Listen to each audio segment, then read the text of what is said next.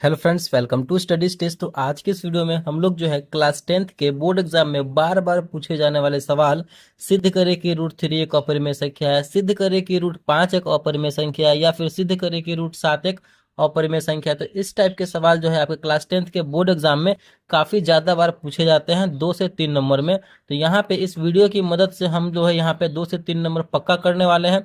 बहुत ही आसान भाषा में, सरल भाषा में यहाँ पे आपको समझाने वाले हैं, जिससे कि अगर इस टाइप के सवाल आपके सामने आते हैं सिद्ध करने वाले, तो आप उसको अच्छे तरीके से सॉल्व कर पाए समझ के। ठीक है, देखिए यहाँ पे हमारा सवाल दिया गया है, सिद्ध करे कि रूट 3 एक अपरिमेय संख्या है। जब भी आपको अगर बोला जाए, कोई भी संख्या रहे, बोला जाए अपरिमेय संख्या है, तो हमें उसका हमेशा उसका उल्टा मान लेना, यानी विरोधाभास मान लेना है। यहाँ पे बोला जा रहा है रूट 3 एक अपरिमेय संख्या, तो इसका उल्टा हम मान लेंगे।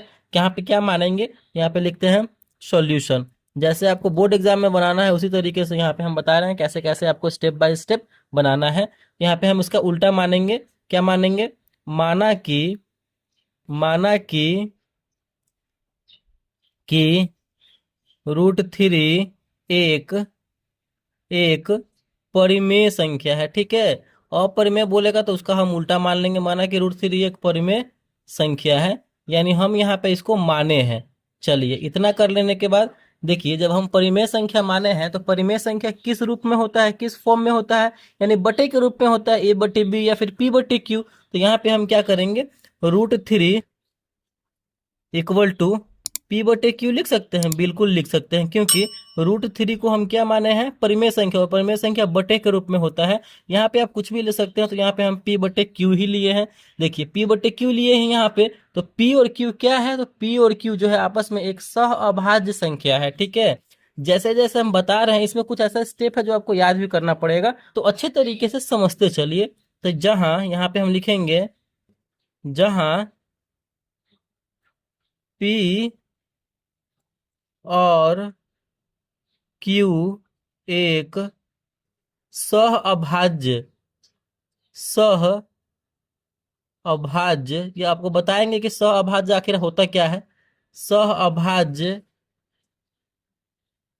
संख्या है। ठीक है, पी और क्यू क्या है, तो सह अभाज्य संख्या है। सह अभाज्य संख्या कहने का मतलब है कि वह संख्या जो है, पी और क्यू जो है, केवल एक से ही कटेगा। ठीक है, बाकी और किसी नंबर से नहीं कटेगा, यानी एक से ही उसमें भाग लगेगा, यानी और भी किसी नंबर से वो विभाजित नहीं होगा।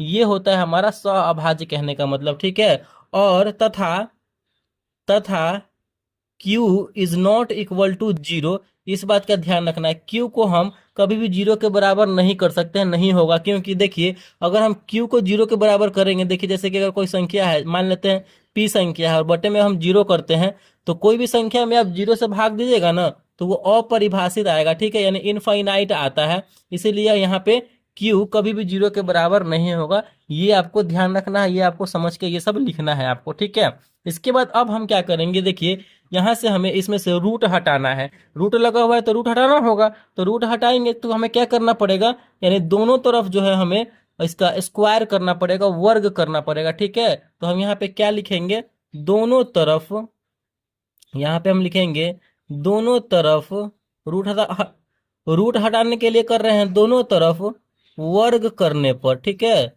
दोनों तरफ वर्ग करने पर, दोनों तरफ जब हम वर्ग करेंगे, तो यहाँ पे देखिए रूट 3 है, स्क्वायर कर रहे हैं तो रूट 3 का पूरा होल स्क्वायर।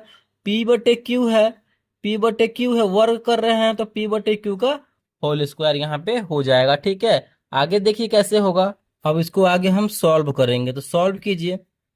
स्क्वायर से रूट कैंसिल हो जाएगा, तो बचेगा हमारा 3, और यहाँ पे पी पे स्क्वायर हो जाएगा और बटे में क्यू पे स्क्वायर हो जाएगा। ठीक है, तो यहाँ पे 3 के नीचे कुछ भी नहीं है तो एक होगा। ठीक है, मतलब किसी भी संख्या के नीचे अगर कुछ भी नहीं होता है तो एक होता है, तो क्रॉस मल्टीप्लाई हम यहाँ पे क्रॉस गुना कर देंगे।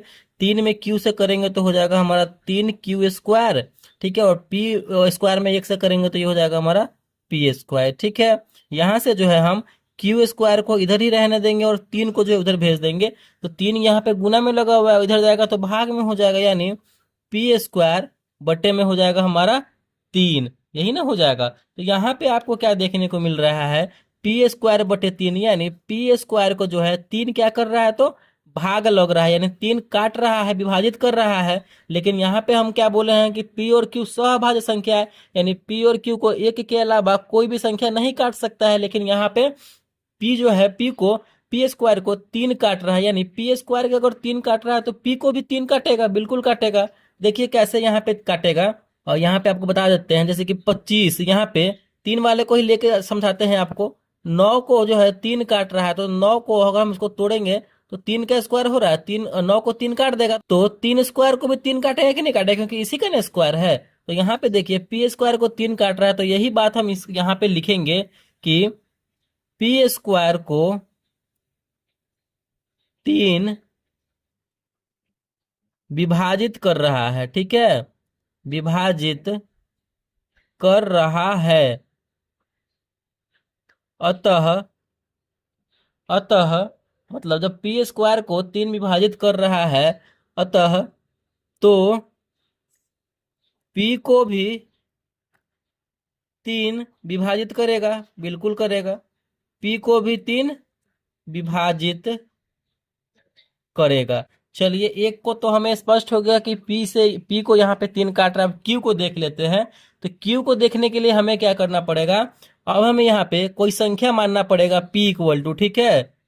अब अब पी अब P इक्वल टू, यहाँ पे देखिए 3 है, क्योंकि 3 भाग कर रहा है, तो P इक्वल टू 3, कोई भी संख्या मान लीजिए। अगर यहाँ पे 5 रहता तो यहाँ पे 5 लिखते, ठीक है।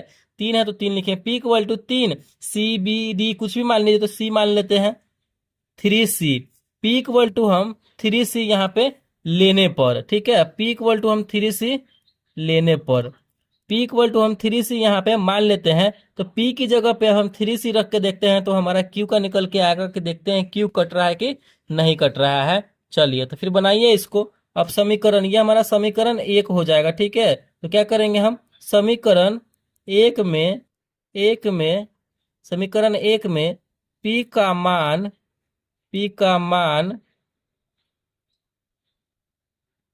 रखने पर, ठीक है। समीकरण 1 में अब हम P का मान रखेंगे, तो रखिए। समीकरण 1 है हमारा Q square equal to P square बटे 3, यानी P की जगह पे 3C रखेंगे, तो रखिए। तो क्या हो जाएगा, रखेंगे तो ये हमारा हो जाएगा Q square equal to P की जगह पे 3C। तो 3C स्क्वायर लगा हुआ था यहाँ पे, तो स्क्वायर लगा देंगे, और बटे में 3 है तो 3 कर देंगे। फिर इसको आगे हम बनाएंगे, तो ये हमारा क्या हो जाएगा, Q square equal to 3C का स्क्वायर क्या हो जाएगा, 3 तिहाई 9, और C का स्क्वायर और बटे में 3, ये कटेगा 3 तिहाई 9, 3 बार में कटेगा, यानी Q square equal to 3C square यहाँ पे हमारा ये आया, यही ना आया है। अब यहाँ पे देखिए, फिर हम यहाँ पे क्या कर सकते हैं, यहाँ पे हम कर सकते हैं C को इधर रखने देंगे और 3 को इधर ले आएंगे। क्यू स्क्वायर यहाँ पे इधर गुना में लगा हुआ है, इधर आएगा तो भाग में चला आएगा। क्यू स्क्वायर बटे 3 इक्वल टू, यहाँ पे क्या बचेगा, C स्क्वायर बचेगा। तो यहाँ पे हमें क्या देखने को मिल रहा है कि यहाँ भी क्यू को जो है 3 काट रहा है, विभाजित कर रहा है, ठीक है। यानी क्यू स्क्वायर को 3 विभाजित कर रहा है। जब क्यू स्क्वायर को कर रहा है तो क्यू को भी करेगा। तो यहाँ पे हमें क्या देखने को मिल रहा है, तो यहाँ पे देखने को मिल रहा है क्यू स्क्वायर को 3 विभाजित कर रहा है, ठीक है। यानी भाग लग रहा है, काट रहा है, विभाजित कर रहा है, कर रहा है। तो तो क्यू को भी विभाजित करेगा, बिल्कुल करेगा।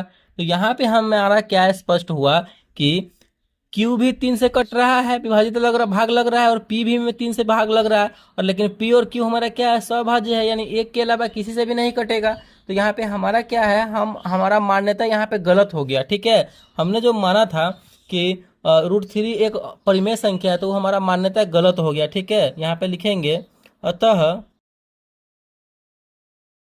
हमारी मान्यता गलत है, पी और क्यू 3 से विभाजित हो रहे हैं। इसलिए √3 एक अपरिमेय संख्या है। और यहाँ पे हमारा जो है प्रूव्ड होता है, सिद्ध होता है। तो इसी तरीके से जो है हमें इस टाइप के सवालों को सॉल्व करना है, अगर आता है तो। आई होप आपको ये समझ में आया होगा कि कैसे यहाँ पे हमें सिद्ध करना है। इसकी जगह पे 3 रहे, 5 रहे, 7 रहे, कोई भी नंबर रहे तो ऐसे ही हम बनाएंगे। अगर वीडियो आपको अच्छा लगा, समझ में आया, पसंद आया तो प्लीज़ वीडियो को लाइक कीजिएगा। चैनल पर नए हैं, चैनल को सब्सक्राइब जरूर कीजिएगा। Thank you.